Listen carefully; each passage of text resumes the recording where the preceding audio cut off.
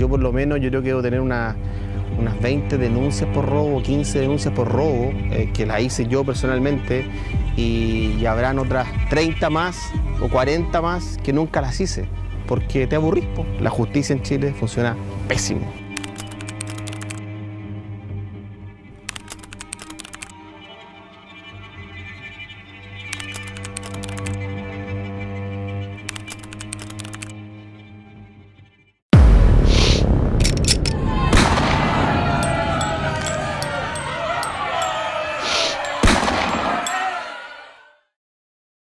Algo fuerte está pasando en las comunas rurales de nuestro país. Asesinato de un matrimonio en Granero, lo vimos este año.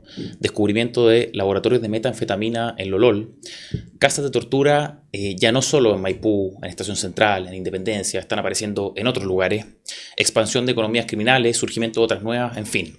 Estamos con Pilar Lizana para ver todo esto hoy. ¿Qué está pasando en el territorio rural? Pilar es especialista en crimen organizado, es directora ejecutiva del P-Consulting. En fin, Pilar, ¿cómo estás? Bienvenida a nuestro 7º capítulo de Zona Criminal. Muy bien, ¿cómo estás tú? Bien, súper bien. Un poco cansado por el debate que hubo que revisarlo hasta tarde ayer, pero bien. Pero partí un poquito más temprano que otras veces. Sí, es cierto, no partió a las 10 como otros, pero bien. Oye, a propósito del debate, antes de entrar de lleno con nuestro tema, que es el territorio rural abandonado, una cosa relacionada, ¿cómo viste tú el debate? ¿Qué te parecieron los candidatos, específicamente en estos temas, en temas de seguridad, crimen organizado, etcétera? Pucha, hay harto tema para profundizar, hay harta propuesta que me gustaría preguntarle ahí a los candidatos, pero son tantos candidatos, tan poco tiempo. No, el formato tampoco nos ayudó. No, tampoco ayudó, era como rígido, poco tiempo para los candidatos, harto tiempo para los periodistas, rato, pero yo encuentro que se dejaron algunas cuñas. Te doy, por ejemplo, una de Jara, ya que es que a mí me impactó, me sorprendió un poco. O sea, en verdad, no sé si me sorprendió, pero como que me generó un poco de... Es que se echó al bolsillo la crisis carcelaria, ¿ya? Dijo, estaban hablando de cárceles en el bloque de seguridad, estaban hablando harto, y dijo, oye, qué bueno que están hablando mucho de cárceles en seguridad. Y le tocó intervenir a ella y dijo, el tema de la seguridad pública es un tema que es bastante más complejo que solo cárceles, solo carabineros, solo prevención. Dijo eso y luego pasó de lleno a lo que es lo de ella, el levantamiento administrativo del secreto bancario. Y es penoso porque, como te decía, estaba hablando de cárceles en el bloque de seguridad, estaban todos en esa y de repente se echa al bolsillo el tema de las cárceles. Sí, ella estaba como bien obsesionada con el secreto bancario, pero igual es curioso porque hoy día lo podemos levantar. Claro. Nos demoramos mucho, ahora el juez se demora 6 meses en levantarlo, pero eso es otro tema. Lo podemos levantar, podríamos agilizar los procedimientos y levantarlo en menos tiempo. Pero hay otras cosas también que necesitamos antes que el secreto bancario. ¿Cómo qué? Ley de protección de datos personales. Garantías, dices tú. Claro, porque si yo no tuviera que pagar multa por entregarte los datos, te los entregaría. O sea, hay cosas que tenemos que discutir, formato en que se entreguen los datos. Ahora sí hay un tema, cada vez se está avanzando mucho más a una entrega más estandarizada de datos, sobre todo con el avance del crimen organizado, de lo que sabemos, de lo que vamos conociendo, de cómo nos va afectando, todo esto va cambiando, pero es verdad que es importante, los mercados ilícitos es la clave de todo. Las finanzas ilícitas y perseguir en el fondo la ruta del dinero es fundamental, porque si no les vaciamos la billetera no los estamos ahogando. Pero sí, es un poco extraño terminar con hablando del secreto bancario cuando estamos hablando de cárcel. Y menospreciar a mí, lo que me dice ese poco menosprecio del tema carcelario, decir, oye, esto ya como ya... Es quizá el no entendimiento, la no comprensión de Yanet Jara como candidata presidencial de la importancia de las cárceles en la seguridad y en el combate al crimen. Como que me da la impresión de que ella lo ve como solo una herramienta represora, como delincuente, así como solo eso, así como nada más. Quizás lo ve así. Quizás, no, sí, quizás. Quizás lo ve así. Y si es que lo ve así, sería interesante cómo esa herramienta, entre comillas, represora, para citarte, funciona dentro de su respuesta integral, que fue una palabra que ocupó muchísimo. Sí. ¿Tú anotaste algo? ¿Algo que te llamara la atención en esta materia? Sí, yo anoté hartas cosas. Aquí varias hojitas en un cuaderno. Me llama la atención que siempre se habla de El Salvador.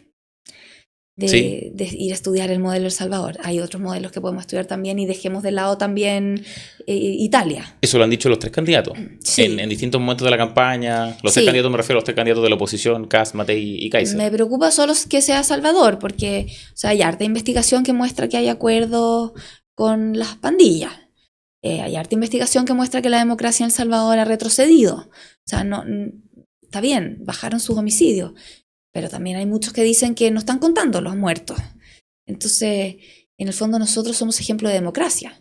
No nos transformemos en el contraejemplo de la democracia por ir a mirar a El Salvador. Si aquí la cuestión es que nosotros mantengamos nuestras libertades y que quienes cometen delitos las pierdan. Y nos estarán apuntando, Pilar, no sé, cuando los candidatos mencionan El Salvador, mencionan el modelo carcelario de Bukele, algo que sí efectivamente está sintiendo la ciudadanía, que es que prefiere de cuando en cuando sacrificar ciertas libertades en pos de más seguridad. Y creo que eso es algo que efectivamente están sintiendo. Sí, pero están sintiendo eso también porque desconfían en la eficacia y eficiencia del Estado. Entonces, como el Estado no me está entregando nada, yo prefiero que el Estado sea más fuerte, más duro, yo perder un poquitito de libertad para después, espero yo, en algún minuto recuperarla. Pero ¿será tan así? ¿Será que desconfían en la eficacia del Estado? Porque sería como contradictorio que su sensación sea desconfianza del Estado y por otra parte pedir más intervención del Estado. ¿Por qué no se denuncian los delitos? Porque no encuentran respuesta en el sistema. Porque no confían en el sistema. ¿Por qué estarías dispuesto entonces a entregarle mayor poder represivo a un sistema autoritario, no a este sistema? Ya, un sistema de garantías y eso. Exacto. Oye, Parisi, no sé si yo lo escuché bien en la pasada, pero dijo algo hablando en el contexto de la construcción y la recuperación de la industria de la construcción, ¿ya? Le habló a las personas que tenían plata fuera de Chile. Les dijo, oigan, traigan esa plata. ¿Ya? Y dijo textualmente, si quieren comprar una propiedad nueva sobre las 6.000 UF a nivel personal, nosotros les vamos a respetar sin preguntar el origen de esa plata, dijo Parisi. Y pasó piola, nadie dijo nada, nadie le reprochó nada. Bueno, lavemos la plata entonces, así. Fue lo primero que pensé. Obvio. Dije, algún periodista le va a decir algo como eso de sin preguntar por el origen del dinero. Son 6.000 UF, son ¿cuántos? 240 millones de pesos, algo así. Es que aquí hay una cuestión súper importante que los otros países ya lo tienen más claro que nosotros.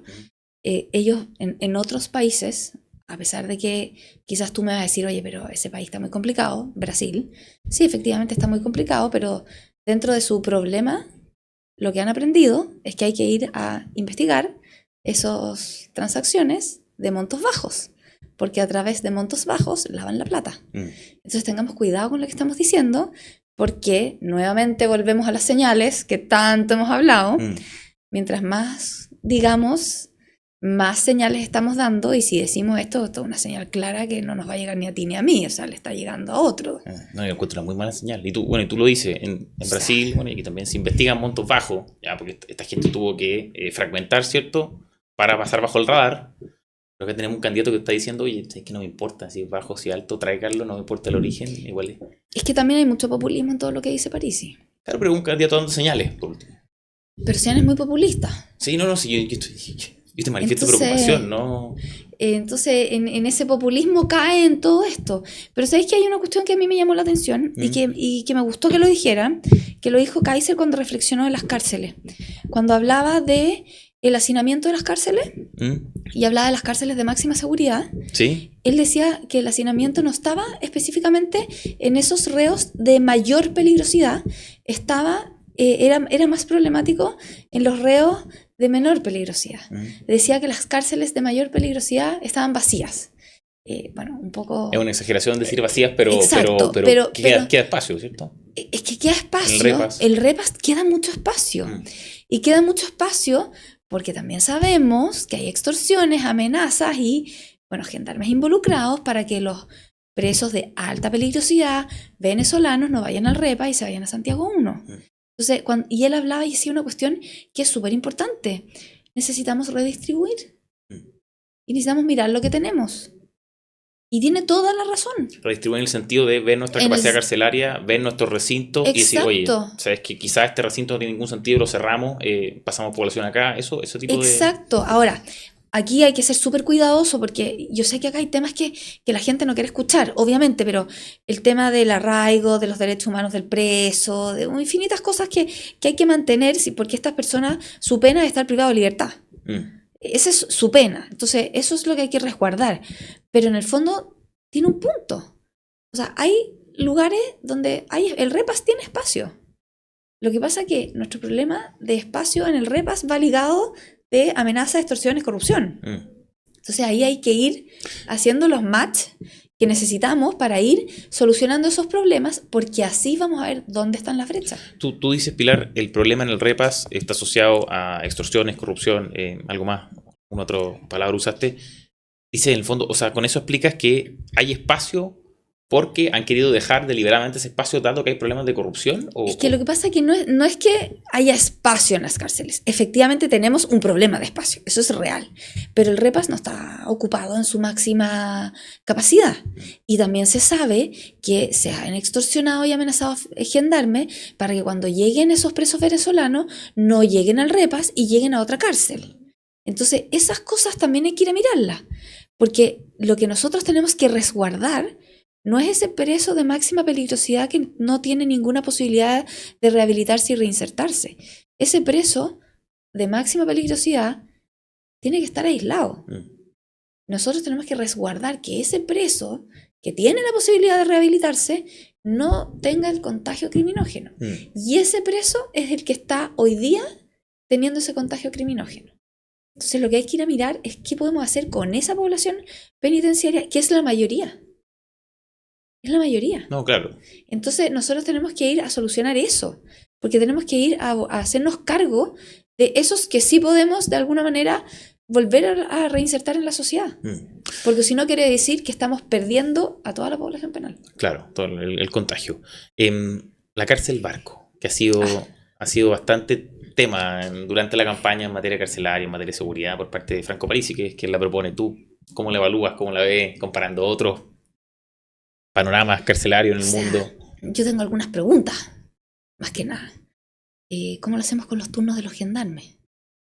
¿Cómo lo hacemos con el manejo de la alimentación? De la basura. La logística.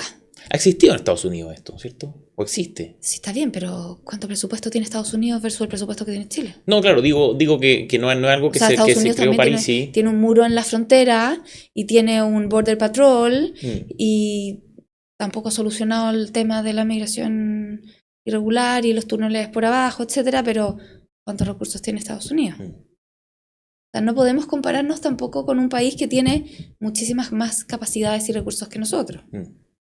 Y también hay que ver cuánto personal tiene. O sea, un problema de logística, un problema administrativo más que otra cosa. Si Chile, por ejemplo, tuviera las capacidades, ¿sería problemático o también es...? Es que ¿por qué hacernos la vida difícil? No sé, quizás también son solo señales. Y es que ahí volvemos al populismo. Por eso, quizás son solo señales. O sea... De mantenerlos lejos, de no mantenerlos... Bueno, no mantener las ciudades también es una solo señal. ¿Tenemos espacio suficiente para mantenerlos lejos? En el país. Sin ningún problema. Porque pongamos una cárcel Barco, ¿para quién? Y ahí volvemos a la misma pregunta. ¿Para los de máxima peligrosidad? ¿Que no van a recibir visita? ¿O que van a recibir visita? Porque también ese es otro tema. ¿Qué hacemos con el arraigo de esos presos? No, yo creo que serían gente sin visita, supongo. Ok. O es una pregunta también. ¿Y qué hay que hacer? Porque cuando uno va al 41 bis de Italia, que es la cárcel dura y de aislamiento, etcétera, etcétera, igual en algunos casos tienen visita. ¿Qué hago yo con la visita si tengo la cárcel Barco? Claro, hay que cruzarla en botecito, hay que acercarla. Entonces, en el fondo... ¿Y los gendarmes vivirían también más o menos en un régimen de reclusión, o no? O sea, si están... sí. En el sentido de que están tendrían ahí en que el tener barco... una especie de turno... Claro. 7x2, no sé. Bien. Oye, ¿algo más que comentar del debate o pasamos a ruralidad? Es que el debate lo podríamos haber explotado mucho más el debate, pero fue tan corto. ¿Corto? El tiempo que tenían los candidatos para intervenir, sí. Fue corto, pero... O sea, fue muy largo el debate en sí, pero fue tan corto el tiempo para hablar, o sea, no sé, esto mismo del registro único de vándalos. El de José Antonio Castro. Sí, o el tema de dónde ubicar las cárceles. ¿Qué te pareció el registro? Me parece una buena idea porque, mira, más allá de que sea buena idea, me gustaría que la tuviéramos súper materializada, porque de repente hoy día tenemos hartas buenas ideas que finalmente en la práctica no se dan y necesitamos que se den. Pero podría ser una idea que podría desincentivar para beneficio, claro, no necesariamente el ir a buscar un trabajo, el ir a pedir un crédito, quizás para beneficio. No, porque no están Incluso, recibiendo pensiones claro, o o sea, plata, prestaciones sociales directas del Estado, porque es exacto. como aberrante. Pero se le ha dicho a José Antonio que eso existe, ¿ya? Porque se dice que existe el certificado como o sea, el registro de condenas, pero no es lo mismo, ¿cierto? Una cosa es que tú quedes registrado de alguna forma que cometiste tal delito, que estás condenado, Lo que y otra pasa cosa que son los efectos de esa... una cosa es que yo cometí el delito, que estoy condenado, que ya cumplí mi condena, y qué es lo que puedo hacer yo una vez cumplida la condena. Pero yo ahora yo no sé muy bien, porque ahí es donde yo te digo que faltó tiempo para saber cómo funciona este registro único de vándalo. Estamos hablando de los reincidentes, estamos hablando del que cometió un delito, de quién, digamos. Porque en el fondo, yo me acuerdo en algún minuto cuando hice el estudio de tráfico de armas, que se me ocurrió tener un registro de personas civiles que compraban armas legales, pero que se les perdían o se las robaban, y tener un registro. Ya, ir a avisar, oye, me robaron el arma, oye, Sí. se me perdió el arma. ¿Para qué? Para que si esa persona en reiteradas ocasiones le robaban, le hurtaban o se le perdía, No pudiera comprar porque nuevamente. o saltar una alarma. Y eso no existe. Yo sé que se propuso, pero ahí quedó. Ya, ahí quedó. Oye, ubicación de las cárceles. Creo que fue el año pasado, cuando el gobierno anunció que iban a construir otra cárcel de máxima o alta seguridad en Pedro Monte. Y después dijo que iba a hacer una ampliación de la que ya existía, etc. Surgió toda la polémica. Ya Gracie Hasler se opuso fuertemente. Después Desbordes hizo campaña oponiéndose a la instalación de la cárcel. Ayer también escuchamos a Matei que no pueden haber cárceles en el centro urbano. Y yo, ¿es tan así que no puede haber o que no tiene que haber? Porque es fácil desde el punto de vista del político oponerse. Y el alcalde de Santiago se opone. La candidata se opone porque hay populares. Obviamente el alcalde se va a oponer si se debe a sus vecinos. Pero en el caso de la cárcel acá en Pedro Montt, el terreno que está al lado, no lo vaya a destinar a construcción de un edificio habitacional, digamos. Claro. Además que ya tienes los túneles que te unen con el Centro de Justicia. Claro. O sea, la infraestructura ya está. Y hay otra cosa que la otra vez lo escuchaba en un comentario en una radio. Cuando decían, no, es que no se puede cortar la señal de celular porque están las casas. Ok, concedido. ¿Y qué pasa cuando no se cortan la señal de celular, no se inhiben los celulares, que los gendarmes están involucrados, entonces deliberadamente no se inhibe la señal? Aquí, por eso te digo que hay que hacer match de muchos temas.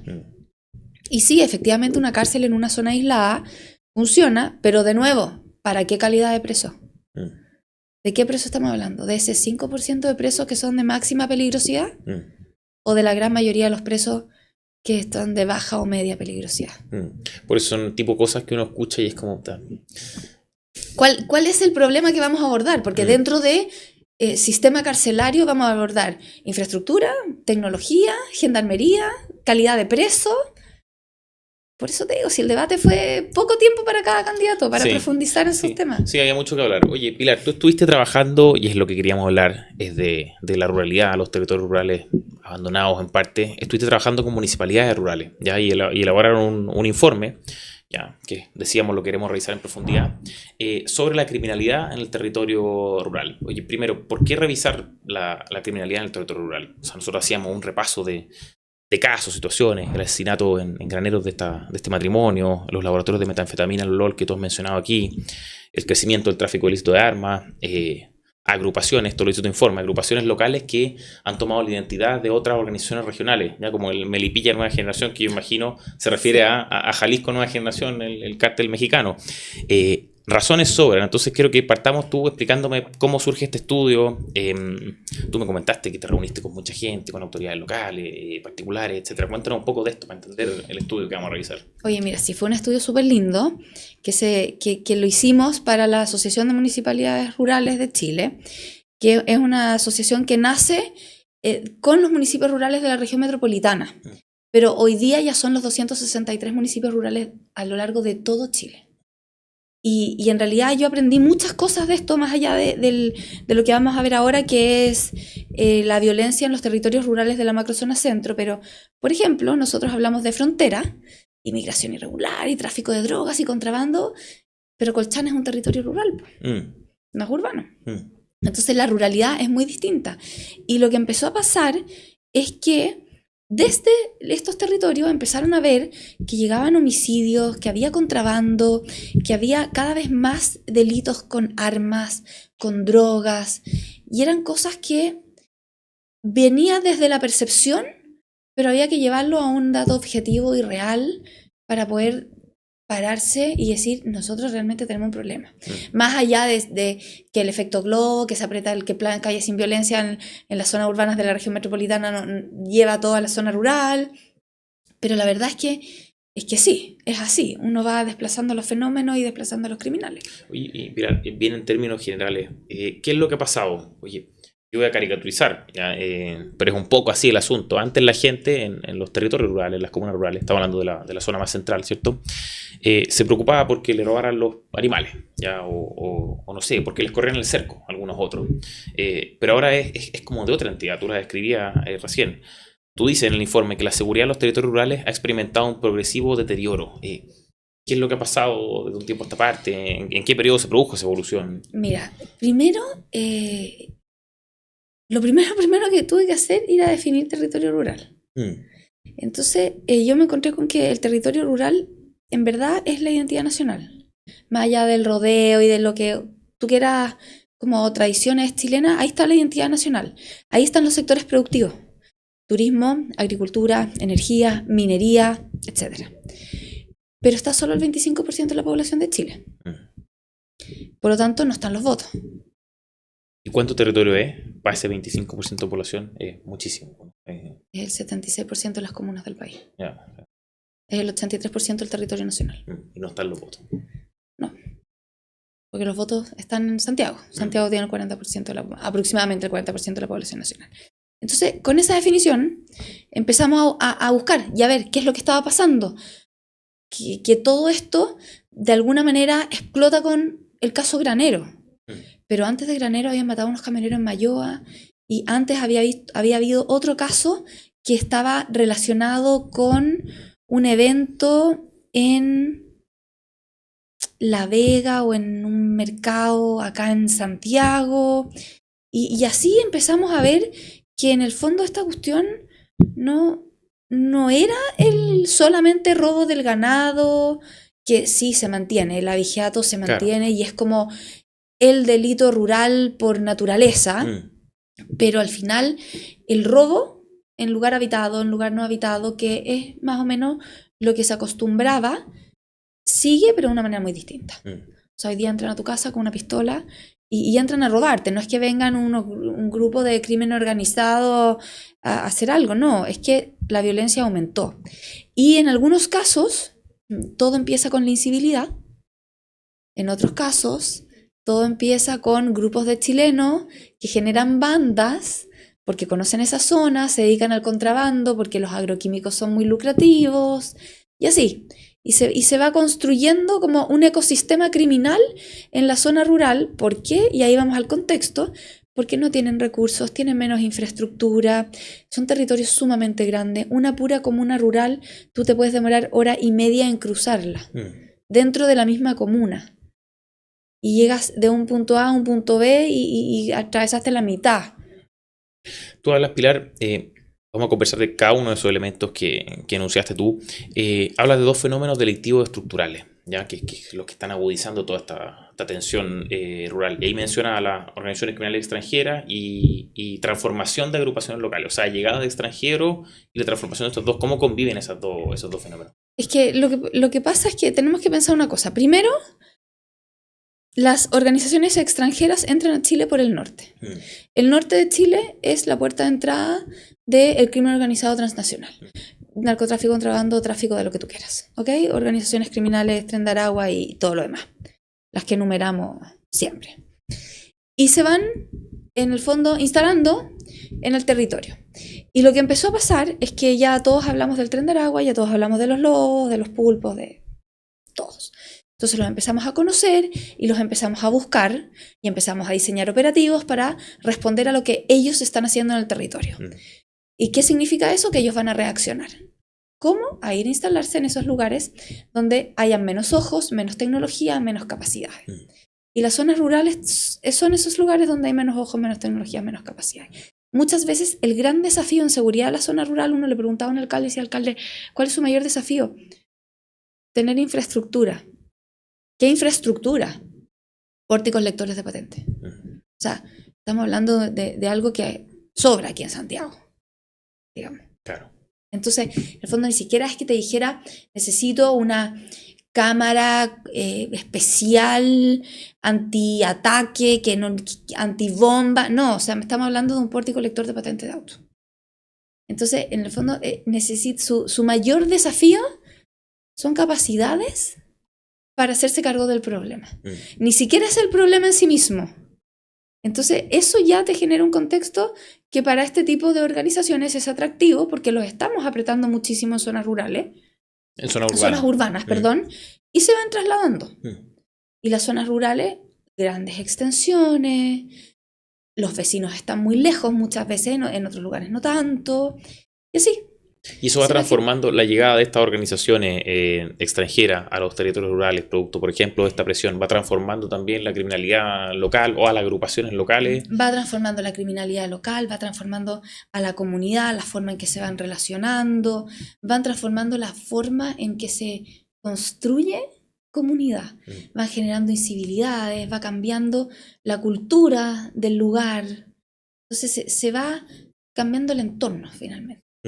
Tú hablaste de un ecosistema criminal, o sea, a la hora de analizar la ruralidad y la criminalidad en la ruralidad, hablas de este ecosistema y ahí convergen varios fenómenos, ya, delincuencia común, mafia y economías criminales. Imagino que se empiezan a interrelacionar estas cosas, ¿o no? ¿O cómo empiezan a converger, cómo se comportan? Sí, pues se empiezan a relacionar, o sea, tienes las economías ilícitas y ahí empezamos a ver el robo de cobre, que es muy común. El contrabando, sobre todo en la parte del agro, los agroquímicos que son productos muy caros, y ahí tienes todo un problema porque ¿quién te los compra? Te los compran agricultores muchas veces. Las plantaciones de marihuana en campos que son muy grandes, y ahí empieza otro tema. Vamos ahí a trabajar con los mismos trabajadores en los campos para que no vayan a decir que hay una plantación por aquí, por allá. Entonces, se va generando una relación entre ese grupo que plantó la marihuana o que contrabandea estos agroquímicos, el trabajador del campo que le pagaron para que dé información, y ya tienen más recursos, entonces muchas veces compran con tecnología para poder monitorear el entorno. Y se va construyendo una red que va mezclando todo esto. Oye, a propósito de lo que decías tú, de que en el campo no están los votos, por decirlo de una forma coloquial, en la población rural no hay suficientes votos, que no se malinterprete lo que voy a decir, pero se puede comprender, dada la menor cantidad de población en el territorio rural, la menor preocupación por ese territorio. Yo no digo la no preocupación, por supuesto, pero digo menor en comparación con los espacios urbanos que están mayormente poblados. O quizá también hay otros factores que evaluar, más allá de población afectada. O sea, uno podría decir que, sobre todo ahora que venimos hablando del debate y época electoral, claro, nos vamos a enfocar ahí donde vayamos a ganar. Pero dejando de lado la preocupación electoral, yo digo, si es que podría haber una distinción de recursos genuina, así como, oye, digo, necesito invertir más acá. No, existe y está, o sea, las zonas rurales que tienen menos población reciben más tarde la reposición de ciertos servicios. O sea, en el apagón del verano, sí, de la luz, febrero, ya la luz llega a esos lugares dependiendo de la cantidad de habitantes. Por lo tanto, esa zona rural que tiene menos habitantes recibe la luz más tarde. Y ahí es donde uno dice, la afectación del delito en esa zona es más profunda, porque está más desprotegido. Y ahí hay otro tema que también aparece en el estudio.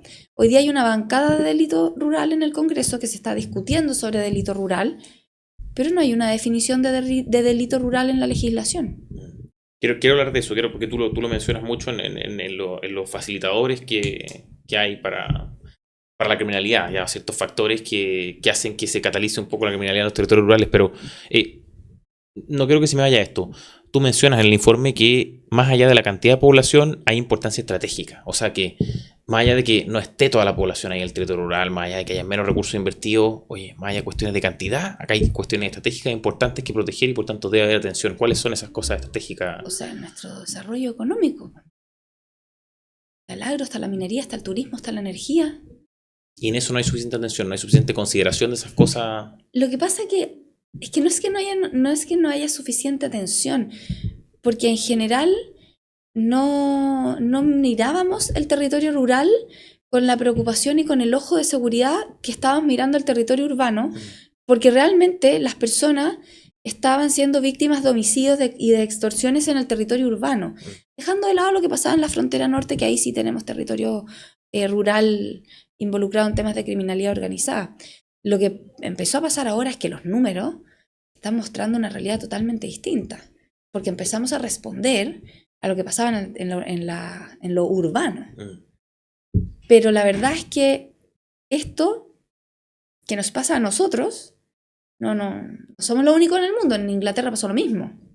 Y en Inglaterra el delito también creció más rápido en la ruralidad. Y tenía características similares a las nuestras. Contrabando, robo en casas habitadas, no habitadas, etc.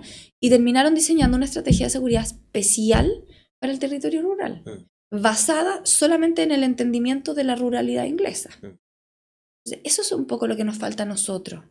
A nosotros lo que nos falta es entender no el fenómeno criminal, entendernos a nosotros mismos para saber cómo nos afecta ese fenómeno criminal. Tú hablas de una revisión o un diagnóstico exhaustivo de la ruralidad, o sea, una caracterización exhaustiva de... No nos conocemos, no sabemos cómo es el Chile rural, ¿por qué hay que hacer eso? Tenemos definiciones de ruralidad que te dicen lo rural es todo lo que está frente al urbano. Lo que no es urbano. Lo que no es urbano. O sea, no podemos tener ese tipo de definiciones. Sí, la definición de ruralidad que está en la Política Nacional de Desarrollo Rural es bastante completa, viene dada con la metodología de la OCDE y es la que deberíamos estar mirando, pero no incluye lo cualitativo, que ahí viene todo lo cultural, las tradiciones, la identidad nacional. Entonces, en el fondo, si hoy día nosotros decimos queremos combatir el crimen organizado y el crimen organizado tiene su narcocultura, tiene su sentido de pertenencia, bueno, vayamos a fortalecer la cohesión nacional y eso tiene que estar en todas partes. Y esas son cosas que empezaron a aparecer en este documento de ruralidad. Oye, la ruralidad, algo que queda bien claro en tu informe, no es solo un refugio criminal, ¿no es cierto? No es cierto solo el lugar donde van escapando de los sectores urbanos cuando los aprietan. Cuando estuviste aquí por primera vez acá en FNM, que fue cuando nos conocimos en marzo de 2025, uno pensaría que fue hace tiempo, pero en verdad fue hace poco, conversamos largamente sobre economías ilegales, ¿ya? Un área a la que tú te has dedicado bastante, has revisado bastante, y nos describiste en ese entonces la economía ilegal de los pescados, el robo de cobre, la madera, el robo y la venta de la madera, etc. En este nuevo informe ahondas en el robo de locales comerciales y el comercio ilícito de estos robados, de los insumos agrícolas, de la producción misma, de los insumos agroindustriales, etc. ¿De qué se trata esta nueva economía ilegal que tú estudiaste en este informe? Que aquí hay varias cosas, porque cuando la asociación, la AMUR, la Asociación de Municipios Rurales, conversa conmigo y empezamos a ver, bueno, cómo levantamos este estudio, y dijimos, bueno, levantemos cifras y empecemos a hablar con los actores, claro, con los alcaldes, con los encargados de seguridad. Fui a las comunas rurales y hablé con las víctimas de la gente afectada. Claro. Y había un poco de todo, o sea, estaba desde el supermercado que tenía que cerrar porque llegó el microtráfico y ya nadie iba a comprar para allá, del supermercado que le robaban adentro del supermercado y el toldo azul vendía en la puerta del supermercado lo que le había robado adentro. Y ahí empezamos a hablar del robo de cable, de cómo el tren se paraba por el robo de cable, del contrabando agroquímico, del tema de cómo cuando llegaba el 18 de septiembre aumentaba el robo de animales. Entonces se empieza a formar un poco acá todo un ecosistema, que por eso he hablado de un ecosistema delictual finalmente. Están las bandas por un lado, nacionales y extranjeras, y están todas estas economías ilícitas que es a lo que se dedican, y entre tanto y tanto conversar apareció también el tema del combustible.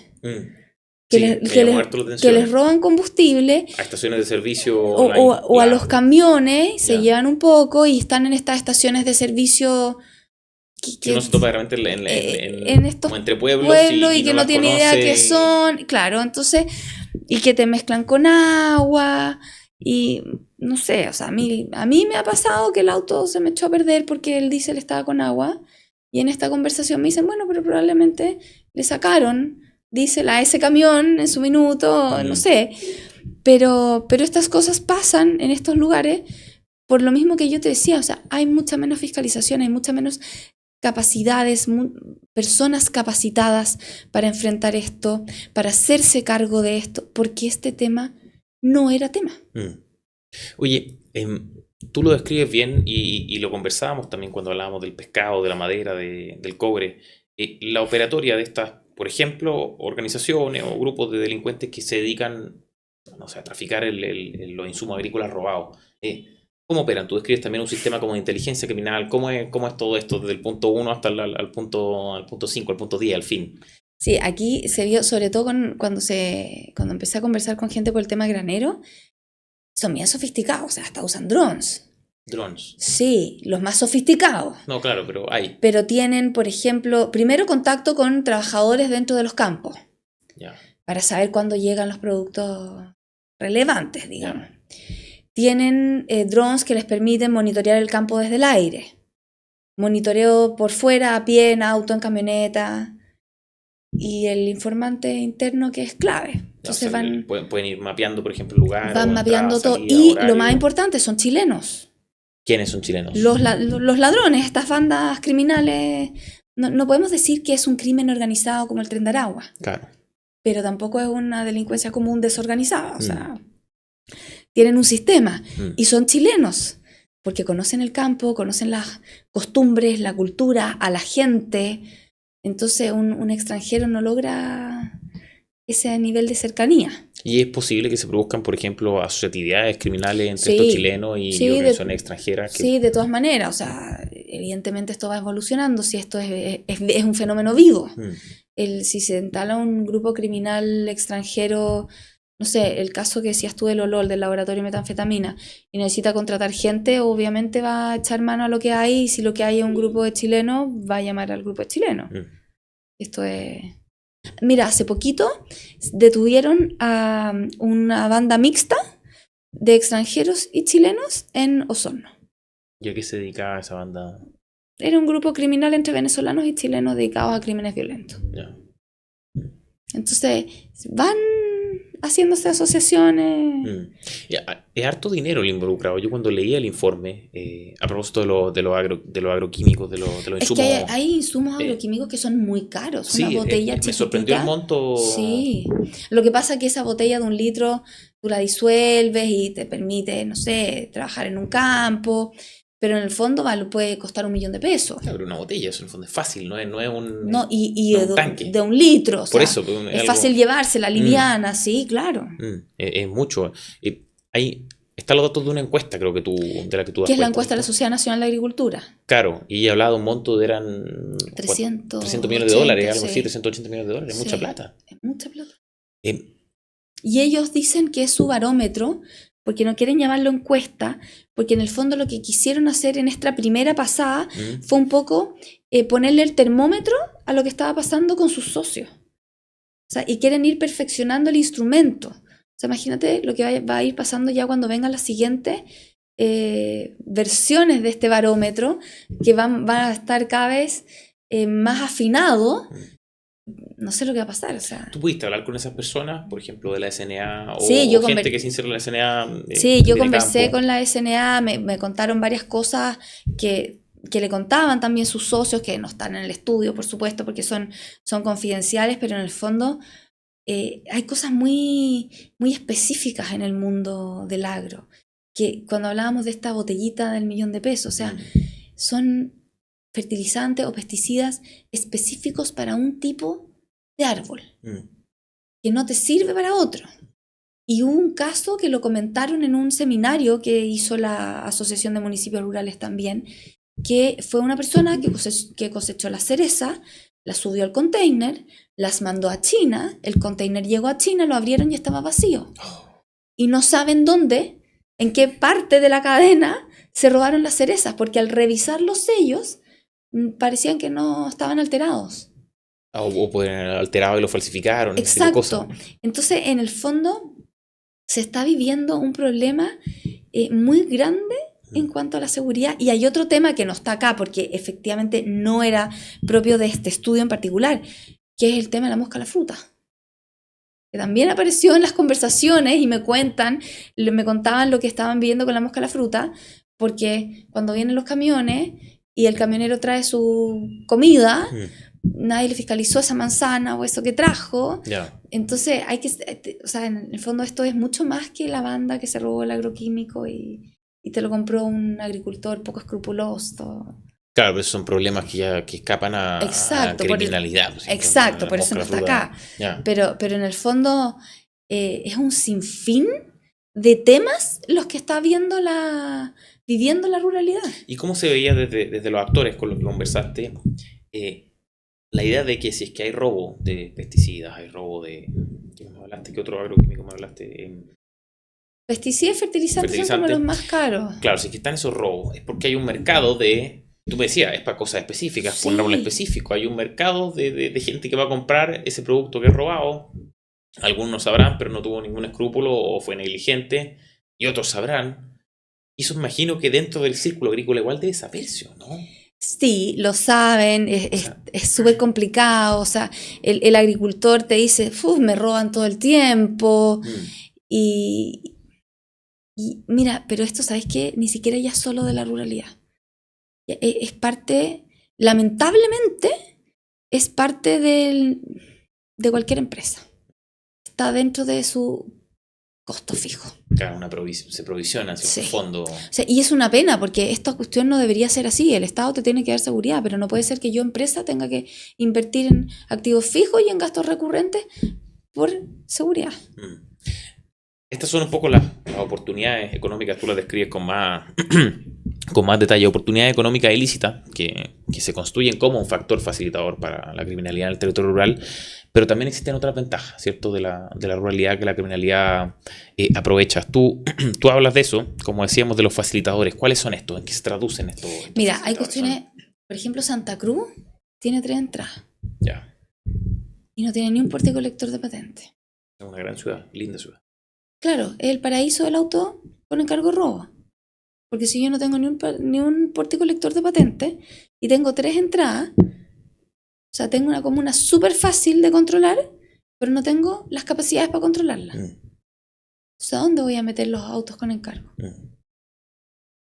Tenemos a Calle Larga, que es una comuna rural de la región de Valparaíso, que tiene 16.000 habitantes, súper chiquitita. Es vecina de Colina.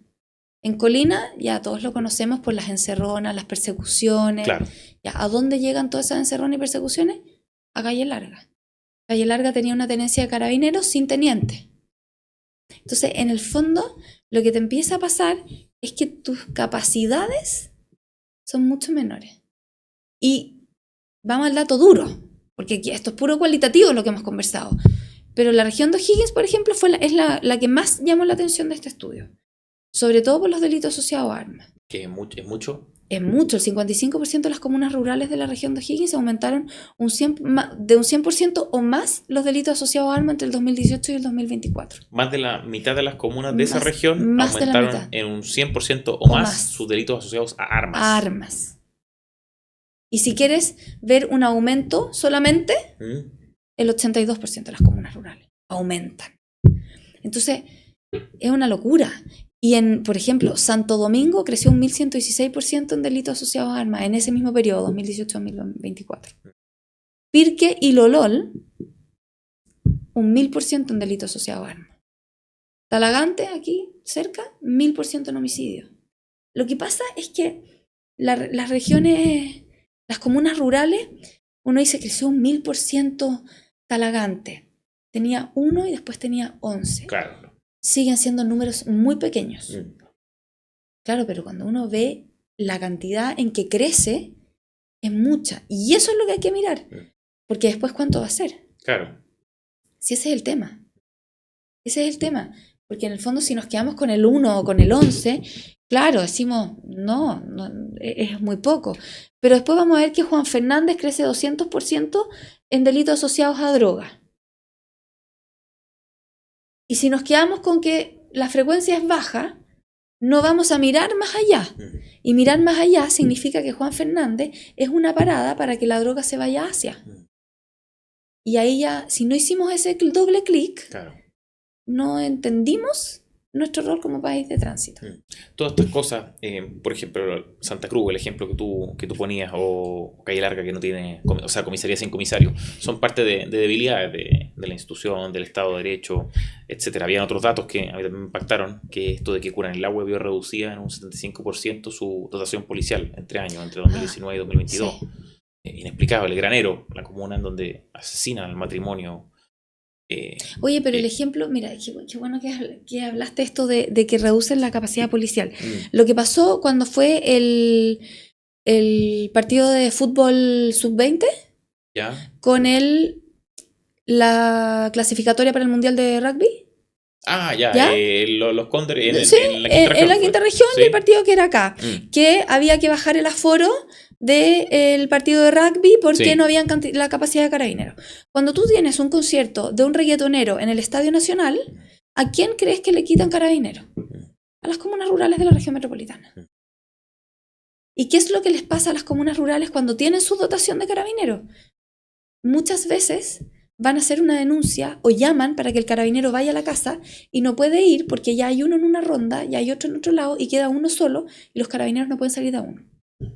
Y hay una cuestión súper importante que como que fue noticia en su minuto, pero no se habló mucho. ¿Te acuerdas cuando muere esta persona en Curacaví en el asalto? Sí. Que le roban el auto y el asaltante lo atropella con su propio auto. Sí. Y que la mamá de ese asaltante lo toma y se lo va a entregar al alcalde. Y empieza todo un enredo con la fiscalía, que por qué se lo entregó al alcalde. Ya, bueno, se lo entregó al alcalde porque en las comunas rurales el alcalde es la máxima autoridad. Claro. No va a ir al fiscal, no va a ir al cuartel policial. O sea, es como la autoridad. Esa señora va a ir a entregarle al alcalde y le va a decir, señor alcalde, hágase cargo. Y después el alcalde tomará a esta persona y le va a entregar a carabinero. En las comunas rurales a los alcaldes los invitan a los cumpleaños. Entonces la relación con la autoridad es muy distinta. Y ahí empiezan a pasar muchas cosas. O sea, hay municipios que han sido atacados, que le han quemado camiones porque han hecho operativos. Y nosotros no nos enteramos porque son comunas chiquititas, claro, que no llegan al diario, claro, que leemos acá en Santiago. Poca incidencia nacional, que no, Exacto. Poca población también impacta en que no importe. Exacto. No importe, entre Porque hoy día, ¿por qué hablamos de Colchane? Porque tuvimos una crisis migratoria de impacto tremenda nacional desde el 2020. Pero si no, no estaríamos hablando de Colchane. No, Colchane lo revisamos a propósito de la situación migratoria. Exacto. Y a propósito de los resultados electorales. Y ni siquiera decimos que es comuna rural. Hablamos de zona fronteriza. Oye, Curanilahue, dotación policial, decíamos. Granero, la relación de policías por cada 100.000 habitantes pasó de 44,5 en 2019 a 16 en 2022. ¿Por qué? O sea, ¿cómo se explican estas disminuciones? Y son disminuciones permanentes, no son solo para el concierto, como decías tú, de reggaetonero. ¿Qué sentido tiene? Es demasiada la baja, es de grandes dimensiones y no me explico por qué. No sabemos por qué también, bueno, hoy día estamos en toda la moda de aumentar policía. Pero, ojo, y ahí hay una cosa que quizás nos va a salir un poquitito de lo rural. Hoy día se nos están yendo policías por la puerta de atrás. Porque hoy día se nos están yendo policías por tener positivos en test de droga. Y nadie está diciendo nada. ¿Cuántos policías se van en Arica? ¿Cuántos policías se van en Antofagasta por positivo a test de droga? Y no a marihuana, hay algunos que se van por positivo a ketamina y otras drogas. Entonces, aquí hay que ir a mirar todo el panorama. Y traigo esto a colación a propósito de que no es rural, para que de alguna manera entendamos que así como necesitamos este enfoque especial de la ruralidad para entender lo que pasa en la ruralidad, lo que es la ruralidad, lo tenemos que insertar en algo. Esto es Chile. Y lo que pasa en la ruralidad tiene directa relación con lo que pasa en lo urbano y viceversa. Entonces, las estrategias que diseñemos tienen que estar relacionadas. A propósito de eso, de estrategia, tú hablas dentro del análisis de la debilidad institucional, o sea, de los problemas de capacidades que tenemos, de que existen ciertas brechas legislativas que limitan el actuar del Estado con respecto a la criminalidad en los territorios rurales. ¿Qué carencias identificas tú en la legislación? ¿Ya? Y te lo pregunto porque yo no sé si tiene que ver con los tipos penales que se muestran incapaces de comprender o de abarcar el fenómeno criminal rural, o es más algo, no sé, algo de técnicas de investigación, de persecución, como lo veíamos, por ejemplo, con el salmón en el sur. ¿Cuál es el cambio o la brecha o el problema que hay en la Mira, legislación? aquí hay dos cosas que son bien importantes. Primero, que realmente el impacto del delito en la zona rural es más profundo que en la zona urbana por esto mismo de que está de alguna manera más desprotegido por el ejemplo que te ponía yo de la reposición de algunos servicios, por ejemplo. Pero también hay un tema de que necesitamos definir lo que es un delito rural. O sea, no podemos estar hoy día conversando de cuánto vamos a agravar o no un robo en la zona rural si no tenemos una definición de delito rural. Y por otro lado, si sabemos que lo que está sucediendo hoy día en materia de economías ilícitas en el ámbito de la ruralidad tiene que ver con robo de agroquímicos o de, ten cuidado, animales para contrabando, bueno, hablemos de que el robo debería ser el delito base para la asociación ilícita y perseguir el lucro detrás y llegar a esa asociación ilícita, que es un poco lo que hablábamos en su minuto con los salmones, con el cobre, con la madera. Claro, pero eso fue un cambio a nivel de fiscalía, ¿cierto? De persecución de Sí, fiscalía. eso fue, y en su minuto se hizo porque en algún minuto algún fiscal se le ocurrió mirar distinto, pero Claro. hoy día ya hay legislación para eso. Ya. Entonces podemos ir ya hemos aprendido. Lo que pasa que acá vamos aprendiendo un poquito atrasado porque está recién llegando. Entre comillas, recién llegando, porque lo estamos viendo ahora.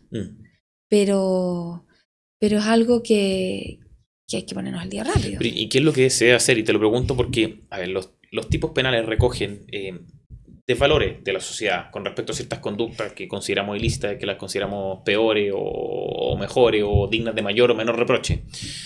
¿Tú crees que el desvalor respecto de ciertos hechos ilícitos cometidos en la ruralidad es mayor y por tanto podrían, por ejemplo, ser merecedores de una mayor pena, no sé, o hay ciertas conductas que no tenemos tipificadas? ¿Cuál es? Mira, yo creo que acá, más allá de que el robo es un robo. Claro, por eso... En cualquier parte. Claro. Lo que hay que evaluar es el impacto de ese robo. Ya. Porque si yo me robo un cable acá de cobre, nosotros nos vamos a quedar sin luz. ¿Por cuánto? Poco debería ser, salvo excepciones, pero... Media hora, una hora, y vamos a estar alegando y llamando a la compañía y por qué no tenemos internet y vamos a empezar por las redes sociales y estamos todos acá en el barrio sin luz, etcétera. Si yo me robo un cable de luz en una comuna rural, yo voy a dejar sin luz a la municipalidad, al registro civil, a la posta, al colegio, y el impacto puede ser mucho mayor. Y probablemente esa reposición de luz no se va a demorar media hora ni una hora. Entonces, quizás lo que hay que evaluar ahí es el nivel de impacto. No si el robo es más grave o menos grave. O sea, hay conductas distintas o no, Exacto. Porque la conducta es la misma en el fondo. Exacto, es el nivel de impacto que hay. Y lo otro es mirar la economía ilícita que está detrás, porque una cosa es una persona que se robó un cable de cobre para comprar droga porque es un drogadicto, claro. Y otra cosa es el que le roba los cables al tren porque es parte de toda una banda asociada a una chatarrera y a toda una cadena logística que exporta cobre a China. Entonces, hay que mirar la criminalidad en el contexto que corresponde. Y eso es sumamente importante. Y lo otro, acá hay algo que quizás en las ciudades también lo conversamos, pero acá en lo urbano salió harto, que es la incivilidad.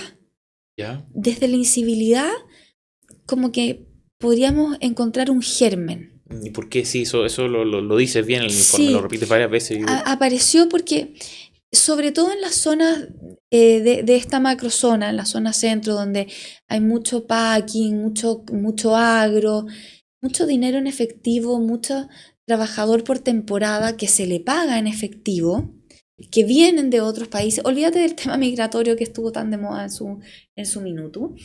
Y ellos vienen, reciben mucho dinero en efectivo, van a las calles, este dinero circula por las calles, y lo que empezamos a tener es microtráfico, prostitución, y empezamos a generar otro ecosistema criminal en torno a esto, y desde esa incivilidad asociada a ese dinero en efectivo, que va a buscar ese dinero en efectivo, consumo de alcohol en la vía pública, se va construyendo un comportamiento que va afectando a esa comunidad. Y eso tú lo conversaste con la gente de las comunas. Claro, fue uno de los temas que salió. En algunos sectores, porque esto no es un patrón. Cada comuna rural tiene sus propios problemas. Oye, Pilar, esto obviamente es más complejo que solo mover ciertas teclas en la legislación, ¿cierto? Hay cuestiones inherentes al territorio rural que comentábamos antes de entrar, que también operan como facilitadores, ¿cierto? Del crimen en este territorio. No sé, la extensión del territorio, la dispersión. La extensión, la falta de recursos, la misma geografía del lugar. Es que al final es todo. Es todo. Es el contexto que te genera la debilidad de la institucionalidad. Porque se transforman en oportunidades para este tipo de grupos. Oportunidades ya sea para poner el laboratorio de metanfetamina, para ir a robar porque Carabineros se va a demorar en llegar. Oye, que el Estado de Derecho no se comporte como tal en ciertas zonas, que no se muestre eficaz, envía señales. Envía señales, tú lo describes bien, ¿cierto? Envía señales a los criminales y envía señales a las personas. Cuando las personas ven que no funciona, que no opera. Mira, yo creo que acá sí hay que hacer una diferencia. ¿Sí? Bueno, zonas rurales tienen problemas de tomas y hay casos, pero yo creo que el Estado de Derecho, dejando de lado lo que pasa en la macrozona sur, que ahí es una problemática muy distinta a lo que estamos conversando ahora. El Estado de Derecho no está del todo presente en las zonas rurales y si miramos la macrozona centro, muchas veces no está presente por la misma falta de capacidades y de recursos. En otros lugares de Chile no está presente simplemente porque los grupos criminales lo han sacado y ha dejado de hacer su trabajo. Entonces también es importante mirar por qué no está presente el Estado de Derecho. ¿Dónde está el problema? Si el problema tiene que ver con recursos y capacidades, ahí la conversación es distinta. Y hay que preguntarse hasta qué punto estamos dispuestos a poner los recursos y las capacidades ahí. Porque también hay que priorizar. Claro. Es peligroso porque cuando la gente ve que no funciona, tú me lo decías antes, no recurre a él, ¿cierto? No denuncia, por ejemplo. Y esto lo describes bien tú. Cuando no se denuncia, se está recibiendo menos información por parte del sistema. Cuando se recibe menos información por parte del sistema, se vuelve imposible o más difícil mejorar justamente la respuesta. Y dado que no se mejora la respuesta se va a pique y de nuevo la gente no confía o disminuye su confianza y no denuncia. Es todo un círculo, es todo un circuito. Lo piden mucho los alcaldes rurales, tienen un problema con la denuncia. Y en general lo piden muchos todos. Por favor, también le piden a los alcaldes rurales, traten de aumentar la denuncia. Y eso es un trabajo muy difícil porque tiene que ver con la confianza. Cuando perdemos la confianza es súper complejo recuperarla. Claro, o sea, hasta el mal rato de haber pasado, por ejemplo, por un delito, haber sufrido un delito y además si ya sé que no funciona la institución, ya no me da incluso latas, incluso denunciarlo. Hay una conversación que tú tienes con una autoridad local que te dice que al inicio de su administración no existía un área de seguridad formalmente desarrollada. Bueno, eso pasaba mucho. Llegaban los alcaldes y no había un encargado de seguridad, no había un jefe de seguridad. Pero estamos hablando de administraciones municipales que comenzaron en diciembre de 2024. Sí. Y no tenían área de seguridad en diciembre de 2024. Es que no tenían auto de seguridad. O sea, es la realidad de la ruralidad.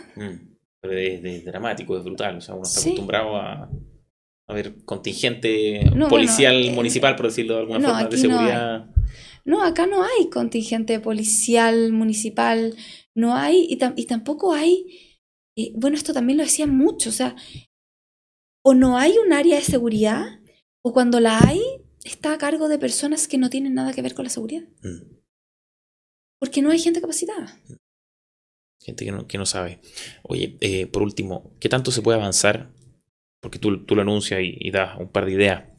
En institucionalidad municipal rural de seguridad, considerando la organización administrativa país que tenemos, un estado unitario, fuertemente centralizado, con comunas y regiones y no estados federados.